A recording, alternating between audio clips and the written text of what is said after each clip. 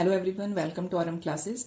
आज हम स्टार्ट करने जा रहे हैं ग्रेविटेशन चैप्टर के एमसीक्यूज। और ग्रेविटेशन चैप्टर को अगर आपने पूरा विद एक्सप्लेनेशन उसका विद डिस्क्रिप्शन अगर आपको देखना है तो ऊपर आई बटन पे क्लिक करके आप देख सकते हैं, या आप डायरेक्ट प्लेलिस्ट में जाके देख सकते हैं चैप्टर। तो चलिए स्टार्ट करते हैं। फर्स्ट एमसीक्यू है, what is the gravitational force between two objects? Attractive at large distances only, attractive at small distances only, attractive at all distances, attractive at large distances but repulsive at small distances। तो students ये याद रखेंगे कि जो gravitational force है उसका nature होता है अट्रैक्टिव। तो ये इसमें ऑप्शन होगा C, attractive at all distances. Attractive at all distances, ये याद रखेंगे। This is the answer. Second question देखेंगे, gravitational force of attraction between two objects is given bye.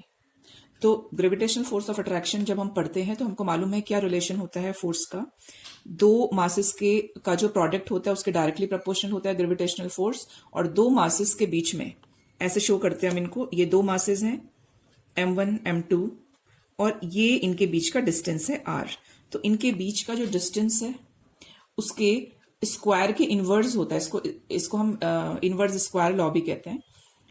इसके डिस्टेंस के स्क्वायर के इनवर्स होता है ग्रेविटेशनल फोर्स। तो ये रिलेशन होता है इनका।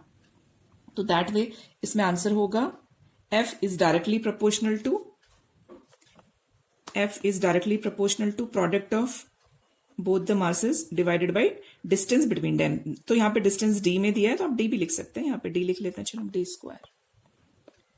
तो इसका जो आंसर है वो A आंसर होगा। ठीक है, यहाँ पे मैं आंसर्स नहीं लिख रही हूँ, ऑब्वियसली आप ये आंसर देख के यू कैन मेक आउट कि उसका आंसर क्या होगा। तो इसका जो आंसर है this is the answer. Means A B C option नहीं लिख रही हूँ मैं, बाकी आंसर्स लिखे हैं तो आप टिक कर सकते हैं उससे। Third question is the distance between two bodies. अब अगेन यहाँ पे अगर ये दो बॉडीज हैं तो इनके बीच का डिस्टेंस कैसे हो रहा है, become 6 times more than the usual distance। तो F में कितना चेंज आएगा, दिस इज द क्वेश्चन। तो ये फॉर्मूला है ग्रेविटेशनल फोर्स का। अब कह रहे हैं कि अगर फोर्स में आपने क्या किया कि जो R है R को 6 टाइम्स ग्रेटर कर दिया तो R का स्क्वायर होता है। वैसे अभी हमारा R कितना है, यह है 6 टाइम्स 6R, तो 6R का स्क्वायर होगा। आपको ये न्यूमेरिकल में के फॉर्मेट में भी आ सकता है। तो आपको इसको ऐसे ही सॉल्व करना है। पहले आपको नॉर्मल वाला लिखना है फॉर्मूला, फिर आपको डैश या आप इसको 1 भी बना सकते हो, ऐसे लिखेंगे। यहाँ पे G दोनों केसेस में सेम है, M1 M2 दोनों केसेस में सेम है। जो डिफरेंस है वो R का डिफरेंस है। तो यहाँ पे R, यहाँ पे आप लिखेंगे, यहाँ पे R तो R है डिस्टेंस, ठीक है। और इस केस में R डैश, मतलब इस केस में जो डिस्टेंस है वो दूसरा है। तो R डैश यहाँ पे कितना है, 6 time of the R distance, तो इसलिए हमने यहाँ पे 6R लिया है। तो दिस वे फिर आपने क्या करना है, अगर न्यूमेरिकल होगा तो ये दोनों आप इक्वेट करेंगे। This value divided by this value, G M1 M2 ये सब कैंसिल हो जाएगा, R सब कैंसिल हो जाएगा। तो जो हमको बचेगा वो ये एक्सप्रेशन बचेगा। तो F divided by F dash 36 divided by 1 हो गया। लेकिन हमको F डैश फाइंड आउट करना है। तो F डैश के लिए हम इसको आपका फ्लिप करेंगे ऐसे, और यहाँ पे ये हमको आंसर मिल जाएगा। तो जो न्यू ग्रेविटेशनल फोर्स जनरेट हुआ है by changing distance between two masses वो होगा 1/26 ऑफ ओरिजिनल जो प्रीवियस जो हमारा ग्रेविटेशनल फोर्स था उसके। तो इसमें 1/36 आंसर, ये आंसर होगा। फोर्थ क्वेश्चन देखते हैं। A body of mass 1 kg is attracted by the earth with the force which is equal to, okay. अब बॉडी का मास कितना है, 1 kg है। तो आंसर में आपसे पूछ रहे हैं वो किस फोर्स से अट्रैक्ट होगी टुवर्ड्स द अर्थ। तो अर्थ का जो G है, ग्रेविटी है, वो है 9.8। तो आप ये आपका फोर्स ऑफ अट्रैक्शन निकल जाएगा इससे 1 kg इंटू, तो ये आंसर होगा आपका 9.8 न्यूटन। फिफ्थ क्वेश्चन देखते हैं। A gravitational force on the surface of the moon is times than that on the surface of the earth. तो कितने टाइम्स होता है, 1/6 होता है। ये आप याद रख लीजिए बस। Next question is 6, the gravitational force causes. अब जो ग्रेविटेशनल फोर्स अर्थ एक्सपीरियंस करवाती है, उसके ऑब्जेक्ट्स जो एक्सपीरियंस करते हैं, वो gravitational force causes tight circular motion of the moon, none of these both A and B. तो ये भी हमने एकदम डिस्क्रिप्टिव पढ़ा है, आप देखिए, वीडियो देखिए इस चैप्टर का, उसमें तो टाइट्स क्रिएट करता है ग्रेविटेशनल फोर्स, और circular motion of moon create करता है अर्थ का ग्रेविटेशनल फोर्स, और टाइट्स क्रिएट करता है आपके बिकॉज ऑफ मून, तो मून का ग्रेविटेशनल फोर्स। तो ये ग्रेविटेशनल फोर्स दोनों कॉज करते हैं, तो इसका जो आंसर होगा वो होगा D. 7th question, earth attracts the moon with the force of 1020 Newton, moon attracts earth with the force of, तो सेम फोर्स से अट्रैक्ट करती हैं, दो बॉडीज के बीच में जो ग्रेविटेशनल फोर्स का अट्रैक्शन होता है, ग्रेविटेशनल फोर्स का जो अट्रैक्शन होता है वो सेम होता है, तो यहां पे आंसर होगा आपका बी, 1020 न्यूटन, सेम।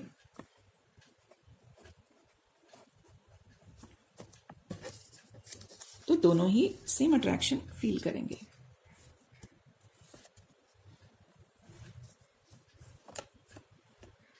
सेवेंथ, इसके बाद है 8th question, SI unit of gravitational constant. अब ये जो क्वेश्चन है स्टूडेंट्स, ये आपके इसमें भी आता है न्यूमेरिकल्स, या इसका छोटा सा 2 मार्क्स का क्वेश्चन बन के भी आता है, तो इसको आप देखेंगे अच्छे से।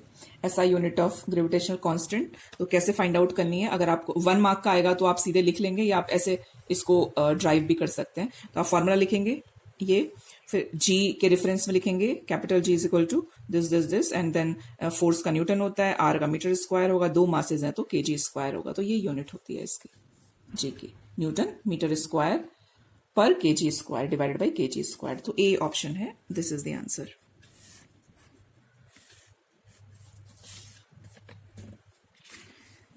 नाइन्थ क्वेश्चन,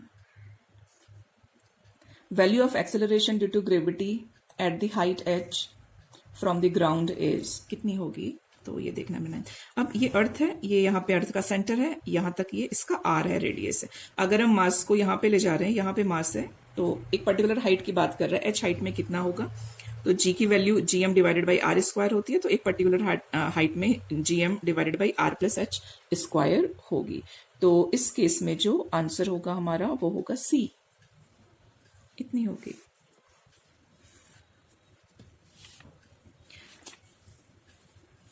टेंथ क्वेश्चन पे आएंगे, the value of G is maximum at poles and it is, कितना है ये देखेंगे, ठीक है। तो 10th क्वेश्चन में value of G maximum at poles, poles पे मैक्सिमम होती है, आगे क्वेश्चंस में देखेंगे, तो वो जो वैल्यू होती है वो 9.83 मीटर पर सेकंड स्क्वायर होती है, ये आपको लर्न करना है, ये वैल्यू इतनी होती है 9.83 पोल्स पे। 11th question, value of G for earth is 0, कहां पे अर्थ जी का वैल्यू 0 होगा, ऑप्शन है centre of the earth, yes centre of earth पे होती है, पोल्स पे नहीं, पोल्स पे नहीं होती, पोल्स पे हमने अभी पढ़ा है इतनी वैल्यू होती है, इनफाइनाइट डिस्टेंस पे भी होती है, यस, जैसे जैसे डिस्टेंस इंक्रीज होता जाता है तो वैल्यू रिड्यूस होते जाती है, और वो जो वैल्यू है हमारा वो 0 हम उसको कंसिडर कर सकते हैं। तो इसमें डी होगा option, both A and C, both A and C. 12th question है, when an object is thrown upward the force of gravity. अब यहाँ पे कोई ऑब्जेक्ट है, अब बॉल है, आप उसको थ्रो कर रहे हो, ये बॉल ऊपर पहुंच गई, तो अब आपने जब थ्रो किया बॉल को, तो आप ग्रेविटी तो डाउनवर्ड एक्ट करती है, तो आप ग्रेविटी के अगेंस्ट जा रहे हो, तो यहाँ पे माइनस जी, मतलब आप ग्रेविटी को अपोज करते हुए ऊपर थ्रो कर रहे हो, वर्टिकली थ्रो कर रहे हो। तो इसमें ऑप्शन होगा आपका 2, opposite to the direction of motion. When an object is thrown upward, force of gravity is opposite. Force of gravity is opposite to the direction of motion. Is in the same direction as that of motion. नहीं, ये wrong है, because 0 at becomes 0 at higher point. ये भी wrong है. Increase at it is rises up. Increase होता है, ये भी wrong है. तो first इसका आंसर होगा कि is opposite to the direction of motion. जिस direction में motion है, इस direction में है motion, ऊपर की तरफ, तो उसके ऑपोजिट होगी नीचे की तरफ, ठीक है, तो ये नीचे की तरफ होती है, तो इसमें आंसर होगा ए। 12th है ये, 12th का आंसर होगा ए। 13th क्वेश्चन देखते हैं। A stone is released from top of a tower of height. यहाँ पे एक स्टोन, यहाँ पे a stone is release from top of the tower of height. यहाँ पे ड्रॉ कर लेते हैं। ये टावर है सपोज एक, ठीक है, इसकी हाइट से यहां से आप स्टोन को थ्रो कर रहे हो, मतलब रिलीज कर रहे हैं from the top tower of height. इस टावर की हाइट है 19.6 metre. Then its final velocity just before touching the ground. अब ये नीचे आ रहा है तो ऐसे ये यहाँ पे आ गया, अभी ग्राउंड में आ गया, ये ऐसे, ये ग्राउंड है यहाँ पे। तो अब आप देखो कि यहाँ पे हमको v फाइनल v कितना है वो कैलकुलेट करना है, और यहाँ पे बिफोर रिलीजिंग दिस स्टोन इसकी जो वेलोसिटी थी इनिशियल वो 0 थी, और ये डाउनवर्ड आ रहा है, मतलब ये ग्रेविटी के टुवर्ड्स आ रहा है, तो g की वैल्यू इसमें पॉजिटिव होगी। तो बस इतने हमको वेरिएबल्स चाहिए इसमें, बाकी आंसर इसका आ जाएगा। तो ये हमको मालूम है, u हमको मालूम है 0 है, v हमको कैलकुलेट करना है, g का वैल्यू मालूम है, और s दिया हुआ है हमको 19.6 मीटर। तो हम कैलकुलेट करेंगे ऐसे, यहाँ पे ये 0 हो जाएगा, 2 वैल्यू पुट किया यहाँ पे, v इज इक्वल टू होगा अंडर रूट, इन दोनों को मल्टीप्लाई करेंगे तो 19.6 आ जाएगा, तो 19.6 इंटू 19.6 इज इक्वल टू, ये इसका आंसर होगा 19.6 मीटर पर सेकेंड। 14th क्वेश्चन देखेंगे। The value of g as the depth from the surface increases। Value of g। 14th question में आप देखेंगे कि अगर आप इस पॉइंट पे हैं, यहां पे आप अर्थ के इस पॉइंट पे हैं, अब आप डाउनवर्ड आ रहे हो यहां पे, मतलब आप इस पॉइंट पे आ गए यहां पे, ठीक है, तो g की वैल्यू देखो, g की वैल्यू कैसे रिलेट करती है। g की वैल्यू एक तो मास ऑफ द अर्थ से रिलेट करती है, डायरेक्टली प्रोपोर्शनल, और g की वैल्यू r जो इसका डिस्टेंस है उसके इनवर्सली प्रोपोर्शनल करती है। तो यहाँ पे क्या हो रहा है, यहाँ पे आप नीचे आ रहे हो, मतलब r की वैल्यू कम होते जा रही है, r की वैल्यू कम होते जा रही है, तो r की वैल्यू कम मतलब g की वैल्यू यहाँ पे ग्रेटर होनी चाहिए, इंक्रीज होनी चाहिए। पहले यहाँ पे स्टेटमेंट देखते हैं। आप डाउनवर्ड आ रहे हो सरफेस से, आप यहाँ पे आ गए हो इतना, ठीक है, मीन्स टुवर्ड सेंटर आएगा, आप या ऐसे बना लेते हैं, आप यहाँ पे हो और आप ऐसे टुवर्ड सेंटर आ रहे हो, डेप्थ में आप यहाँ पे आ गए। तो इस केस में r की वैल्यू डिक्रीज होगी और g की वैल्यू इंक्रीज होनी चाहिए। लेकिन जब हम डेप्थ में आते हैं तो g की वैल्यू एक्चुअल में डिक्रीज होती है। क्यों? क्योंकि इस केस में मास भी डिक्रीज हो रहा है ना, जो मास जो ग्रेविटी के लिए आपका कंट्रीब्यूशन है मास का, वो मास भी तो डिक्रीज हो रहा है। अगर आप यहाँ पे इस पॉइंट पे आए हो तो इसका मतलब अर्थ का इतने एरिया का मास कंट्रीब्यूट कर रहा है, बस उसके लिए इतने एरिया का मास कंट्रीब्यूट कर रहा है, तो मास भी डिक्रीज होता है। तो जो होल एक्सप्रेशन है उस केस में आपका आर तो डिक्रीज हो रहा है लेकिन मास भी डिक्रीज हो रहा है, मास डायरेक्टली प्रोपोर्शनल है जी के, तो इसका मतलब जी भी डिक्रीज होता है, ये आप याद रखेंगे। जी की वैल्यू डिक्रीज होती है, ये आपको याद रखना है, ठीक है। क्यों होती है? क्योंकि इस केस में मास भी डिक्रीज हो रहा है और आर भी डिक्रीज हो रहा है। आर डिक्रीज होने से जी इंक्रीज होता है वैसे, लेकिन क्योंकि मास भी डिक्रीज हो रहा है तो कलेक्टिवली जो दोनों का इफेक्ट आता है वो जी को डिक्रीज कर देता है। तो जो 14th है उसमें आपका आंसर होगा सी, डिक्रीजेस। यहां पे लिख दे रही हूं मैं, सी डिक्रीजेस। 15th क्वेश्चन देखते हैं। As the height of the object from surface of the earth increases, value of g becomes। अब 15th क्वेश्चन में फिर से देखेंगे इसमें, अब यहाँ पे है सरफेस ऑफ द अर्थ, अब आप ऊपर की तरफ जा रहे हैं, यहाँ पे हाइट इंक्रीज हो रही है, आप हाइट इंक्रीज कर रहे हो, ठीक है।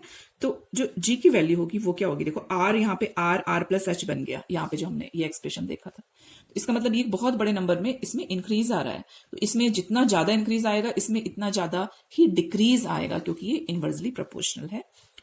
इसके एग्जाम्पल्स भी ये बहुत अच्छे, देखो जो वेदर सैटेलाइट है उसका जो जी का वैल्यू होता है वो 8.7 मीटर पर सेकंड स्क्वायर होता है। देखो कम हो गया, अर्थ में 9.8 है, ऊपर गए थोड़ा सा, वेदर सैटेलाइट थोड़ा सा ही ऊपर होता है, बहुत डिस्टेंस में नहीं होता, तो वैल्यू डिक्रीज हो जाता है।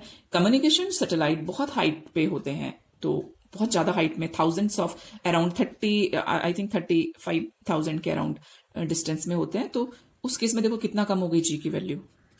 तो क्या देख रहे हो आप जी की वैल्यू में जैसे जैसे हाइट इंक्रीज होती है हम डिक्रीज देख रहे हैं, जी की वैल्यू में हम डिक्रीज देख रहे हैं, तो जो 15th का आंसर होगा वो होगा less B.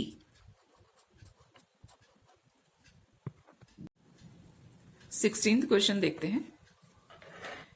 Mass of objects at any place on the surface of the earth.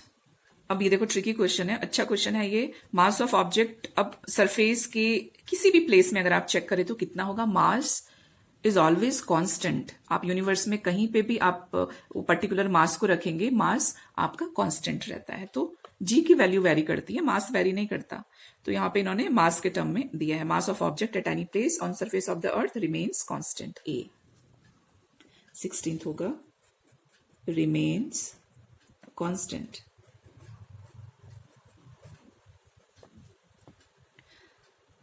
17th question.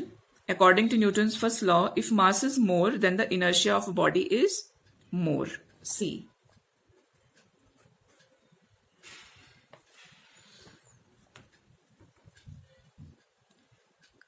18th, weight of the body gradually decreases.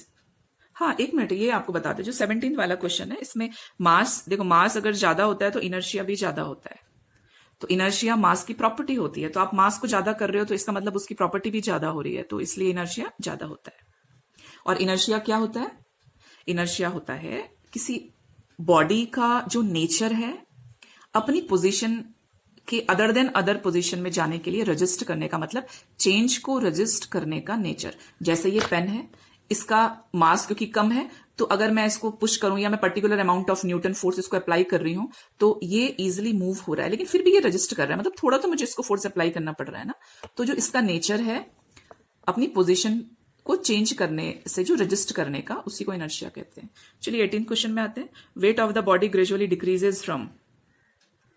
अब बॉडी का वेट कैसे इंक्रीज और डिक्रीज होता है, देखो बॉडी का जो वेट है वो हमारा F is equal to ma, तो जब F W बन जाता है तो वो mg बन जाता है, ये वेट बन जाता है। इसका मतलब फोर्स और वेट सेम है, बस इसमें हम a एक्सेलरेशन की जगह g हम अर्थ की ग्रेविटी ले, अर्थ का एक्सेलरेशन ले रहे हैं, एक्सेलरेशन ड्यू टू ग्रेविटी ले रहे हैं, मैकेनिक्स का a नहीं ले रहे हैं, एक्सेलरेशन नहीं ले रहे हैं, तो वो वेट बन जाता है। तो आप देखो g कहां पे ज्यादा होगा तो वेट वहां पे ज्यादा होगा। g का वैल्यू पोल्स पे ज्यादा होता है, पोल्स पे ज्यादा होगा तो पोल्स पे वेट ज्यादा होगा। तो 18th देखते हैं हम। ओके, इसमें वेरिएशन दिया है इन्होंने, इक्वेटर टू पोल। इक्वेटर से आप यहां पे, आप इक्वेटर में, अब आप पोल में आ रहे हो, यहां पे पहुंच गए आप, ठीक है। नेक्स्ट है पोल्स टू इक्वेटर।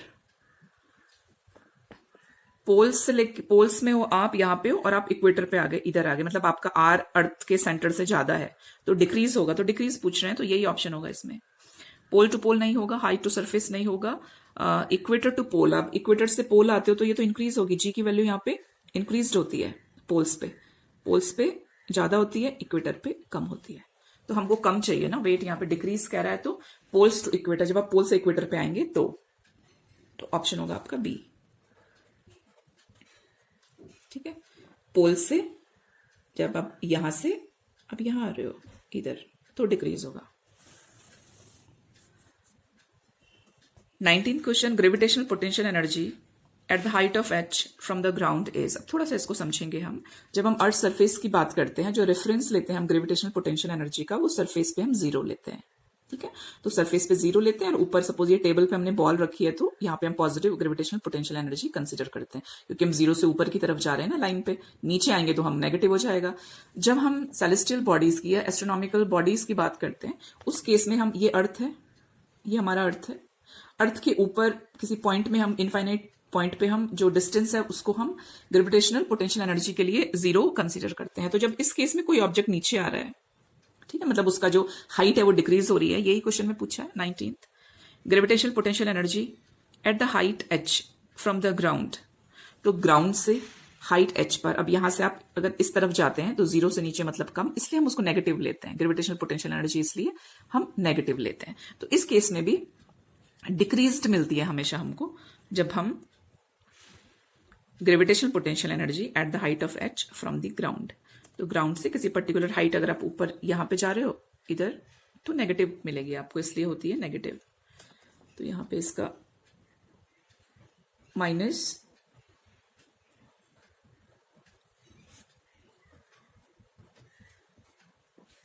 तो ये इसकी वैल्यू होगी, मतलब इसका आंसर होगा ए।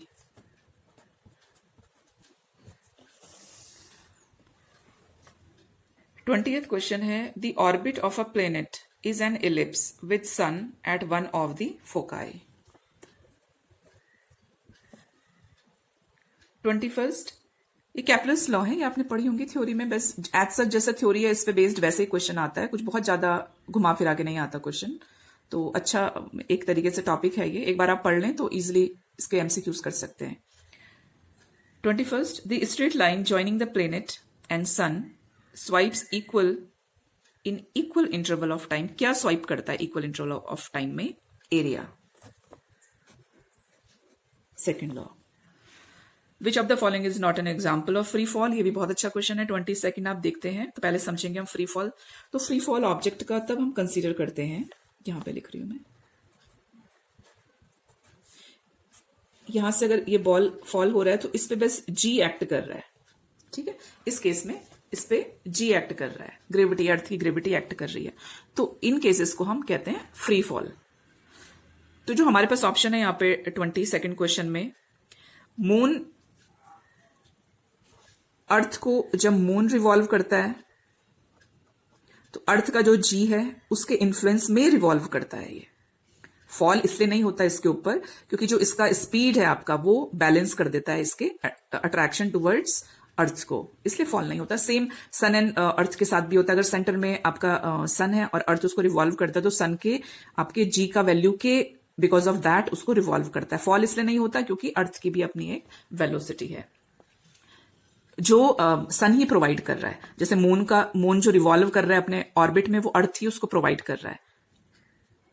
तो बिकॉज ऑफ दिस हम कंसिडर करते हैं जो भी बॉडीज ऑर्बिट करती हैं, एस्ट्रोनॉमिकल बॉडीज, उनको हम फ्री फॉल के अंदर कंसिडर करते हैं। यहां पे पैराशूट वाला जो एग्जांपल है उसको हम कंसिडर नहीं करेंगे अब, क्योंकि देखो अगर इस ऑब्जेक्ट पे आप कोई पैराशूट ऐड कर दो, यहां पे हमने पैराशूट, अब ये फॉल हो रहा है अगर यहां पे, तो यहां पे फोर्स आपका सिर्फ जी नहीं है, यहां पे एयर रेजिस्टेंस भी है, फ्रिक्शन भी है, एयर का फ्रिक्शन, तो दो फोर्सेस आ गए यहां पे, तो इसको हम फ्री फॉल नहीं कहेंगे, ठीक है। तो इसमें आंसर होगा C, parachute jumping. 23rd, center of mass of an object having uniform density is at its centroid। तो इस केस में कोई भी ऑब्जेक्ट है, आप उसको कोई स्क्वायर ले लो, अगर वो यूनिफॉर्म डेंसिटी है तो उसके सेंटर को हम सेंट्रॉइड कहते हैं। ये हम मैथ्स में भी पढ़ते हैं, तो सेंट्रॉइड होता है। आंसर है सी। 24th, the square of time period of revolution around the sun is directly proportional to that of planet from the sun। तो डायरेक्टली प्रोपोर्शनल होता है किसके? ये डायरेक्टली प्रोपोर्शनल होता है cube of the mean distance के। ये याद रखेंगे, क्यूब ऑफ द डिस्टेंस के नहीं होता, cube of the mean distance के प्रोपोर्शनल होता है। तो आंसर होगा इसमें डी। तो ये जो डिस्टेंस है आ रही है मीन डिस्टेंस है। 25th, mass of the moon is about 0.012 times that of earth and its diameter is about 0.25 times that of earth। the value of g, capital G का वैल्यू मून में कितना होगा? तो capital G is gravitational constant, universal gravitational constant, इसका value constant रहता है, तो same as that of earth. A होगा इसका answer, same as that of earth. 26th, an apple falls from a tree because of gravitational attraction between earth and the apple। if F1 is the magnitude of force exerted by the earth on the apple, तो F2 is the magnitude of the force exerted by the apple on the earth। then अब दोनों ही bodies एक दूसरे पे equal force exert करती हैं, इसका answer होगा सी।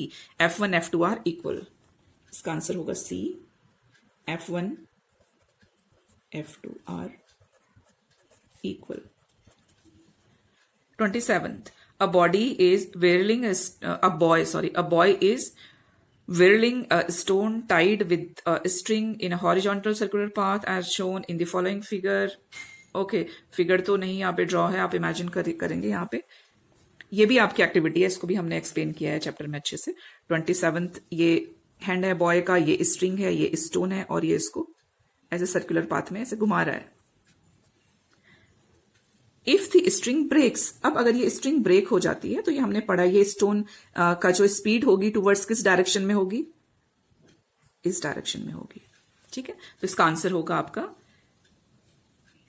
Will move along a straight line the tangential to the circular path. तो ये सर्कुलर पाथ के टेंजेंट बनाते हुए ये यहां से चला जाएगा। इसका जो पाथ होगा वो ये होगा, कौन सा पाथ होगा, tangential to the circular path. तो इस आपका 27th का B, will move along a straight line tangential to the circular path, तो बी इसका आंसर होगा। 28th, two objects of different masses falling freely near the surface of the moon. तो to masses of different masses है। तो ये हमने अर्थ के reference में भी पढ़ा है कि जो आपका जी एक्सेलरेशन ड्यू टू ग्रेविटी होता है वो सारे ऑब्जेक्ट्स में सेम अप्लाई होता है, at that particular place same apply होता है। यही आपके मून के केस में भी अप्लाई होगा। तो मून में भी अगर आप दो डिफरेंट मासेस के ऑब्जेक्ट को ऊपर से ड्रॉप करते हो तो वो सेम टाइम में पहुंचेंगे ग्राउंड पे। तो यहां पे होगा डिफरेंट एक्सेलरेशन, ये तो नहीं होगा answer. Undergo the change in their inertia भी नहीं है यहाँ पे। सी होगा have same velocity at an instant, तो क्योंकि वेलोसिटी रिलेटेड है एक्सेलरेशन से, तो rate of change of velocity is acceleration. तो यहां पे वेलोसिटी के टर्म में हम इसको डिस्क्राइब कर सकते हैं, इसलिए इसका आंसर होगा सी, 28th का C. 29th, the value of g increases as we go above the earth surface. तो value of g increases as we go above the earth surface, नहीं डिक्रीज होती है। Decreases as we go to the centre of the earth, yes decrease होती है। C remains constant, no. D is more at equator, equator पे less होती है and less at pole, poles पे more होती है, ये भी रॉन्ग है। इसका मतलब बी आपका ऑप्शन होगा इसमें, 29th का बी।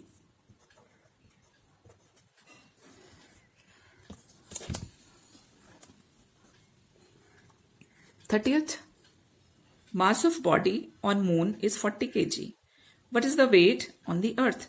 अब इस क्वेश्चन में देखो, मास ऑफ द बॉडी जो आपके मून पे है, मून पे जितना मास होगा बॉडी का, अर्थ पे भी उतना ही होगा मास, यूनिवर्सली सेम रहता है, इसलिए ये मास अर्थ पे भी सेम है। अब अर्थ पे वेट पूछ रहा है तो वेट हो जाएगा mg। आप कैलकुलेट करेंगे इसको, मास 40 इंटू 9.8, इतना न्यूटन आ जाएगा answer.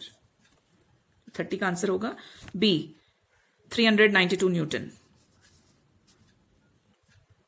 31, newton's law of gravity applies to small bodies only, planets only, all bodies irrespective to their size for solar system। हाँ, सी इसका आंसर होगा, 31st का सी। all bodies irrespective to their size। 32, gravitational force between two objects is F if mass of both objects are halved without altering the distance between them, then the gravitational force would become। तो ये भी हमने जैसे मास के distance के reference में किया था आगे, वैसे ये क्वेश्चन होने वाला है। तो इस केस में दोनों मासेस को, ये आप क्वेश्चन में ध्यान रखेंगे कि एक मास को कह रहा है या दो मास को कह रहा है। यहाँ पे दोनों मासेस को हाफ करने के लिए क्वेश्चन में है, तो आप दोनों मासेस को हाफ करेंगे। तो प्रीवियस मास से हाफ, प्रीवियस मास से हाफ करके आप ये question f divided by F dash हमको फाइंड आउट करना है। तो ये होगा 1/4 ऑफ द इनिशियल फोर्स। तो ये आंसर 1/4 इसका आंसर होगा ए।